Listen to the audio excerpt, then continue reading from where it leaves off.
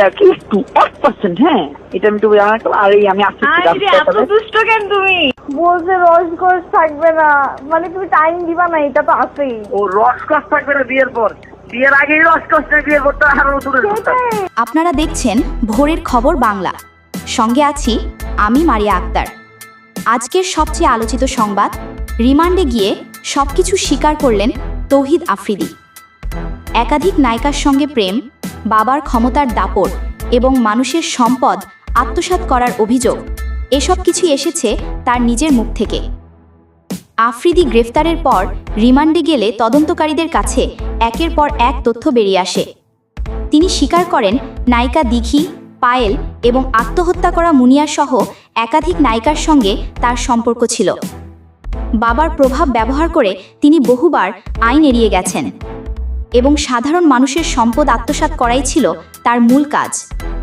এ ব্যাপারে তদন্ত সংস্থা জানিয়েছে, রিমান্ডের শুরুতে তিনি চুপ থাকলেও সময় বাড়ার সঙ্গে সঙ্গে একে একে সবকিছু স্বীকার করেন।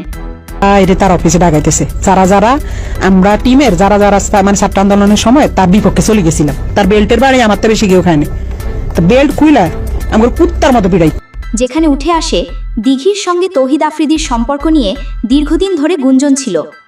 তদন্তে জানা গেছে তিনি দিঘির আবেগকে ব্যবহার করেছিলেন নিজের স্বার্থে।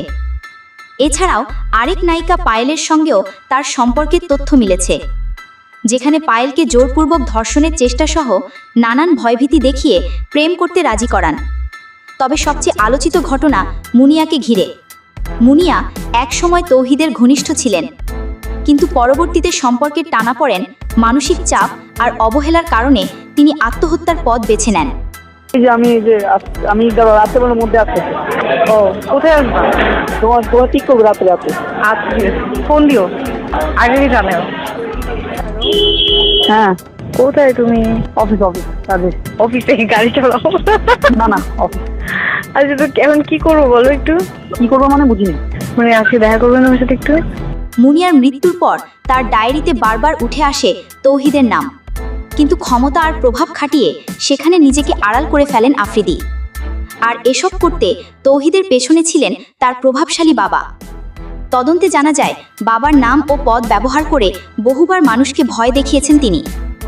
আর এই ঘটনার পর সোশ্যাল মিডিয়ায় চলছে ব্যাপক আলোচনা সমালোচনা।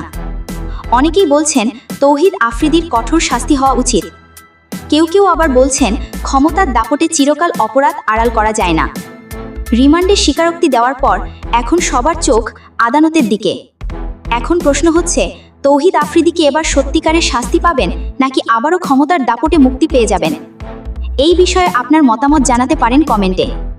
আজকের মতো এখানেই শেষ করছি। দেখার জন্য ধন্যবাদ।